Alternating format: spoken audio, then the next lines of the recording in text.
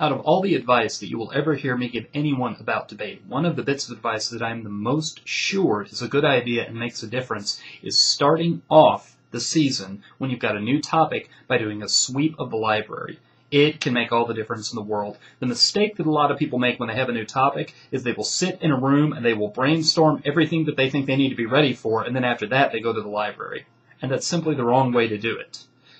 I went to college at Baylor University, and my first and second year in college, Baylor had one of the best debate teams in the country. My first year, we were the runners-up at the National Debate Tournament, and my sophomore year, we were the winners of the National Debate Tournament. And what we did both years, it's the most solid job we ever did of this process while I was there. The other years we did it kind of hit and miss, or sometimes didn't even do it at all, and it showed in our success, especially at the beginning of the season. But those 2 years, when our success was at its peak, we did what I'm going to describe for you in this video. We went to the nearest really good library, because Baylor's library was kind of sketchy. We actually went to Texas A&M Library, and we also went to the University of Texas at Austin Library, both of which are superb, but we did a sweep. Now, we began by brainstorming the search terms that we thought were relevant, but we understood that that was only a beginning. What we then did is we used the Library of Congress system to walk the shelves, to look at any book. And the good thing is, in a good, well-equipped college library, the books will mostly have the copyright date on the spine, so you don't even have to open them up. We would pull off all the ones that were fairly recent, and we would also pull down the last 2 or 3 years of the journals that were on the shelves. And we also went to the current periodicals rooms, and of course we looked at the most current issues of those periodicals. And in that way, we went through a ton of stuff. Now, what we had to do while we were there, what we had to do is we had to scan it, and we had to make some quick decisions. When we opened a book, we would look through the table of contents, flip to the first chapter, maybe read a couple of paragraphs, randomly flip to a couple of different places in the book and see, are they talking about something that seems to have some strategic utility for a debate round, or is it something that probably isn't going to wind up to be of any use at all? Is it a book about literary criticism or just random history that isn't going to help us make an argument? Because we had a lot of material to get through, some of those had to be snap decisions, and it's almost a certainty that we left some books on the shelf that would have wound up being useful. But we did find a ton of stuff that was useful. What we would do, and what you ought to do if you take a road trip to a library, or if you're fortunate enough to have a well-equipped university library nearby, get a community user card. Now, if you know someone who's a student or a faculty member at that particular university, then you're golden.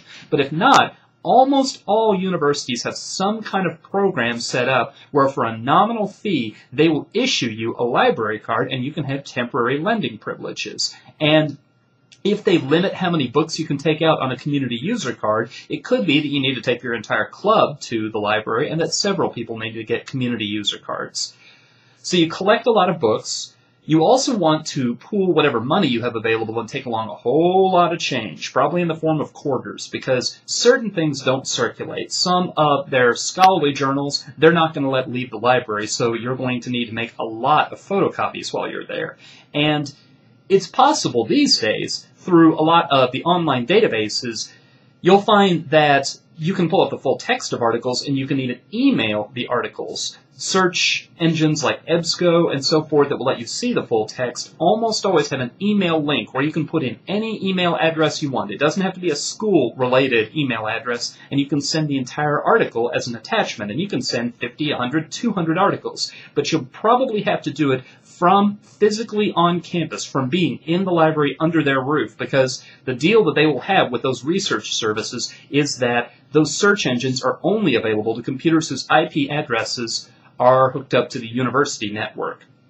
So that is a place where you really ought to begin. Here's why you ought to begin, the reason you ought to begin by sweeping the library. To begin with, it gives you the big picture of the topic. You aren't limited by making up your own mind. You aren't limited by the limits of your own imagination or the limits of your own previous experience with the subject matter. You find out that there are areas out there that you otherwise would have had no idea even existed.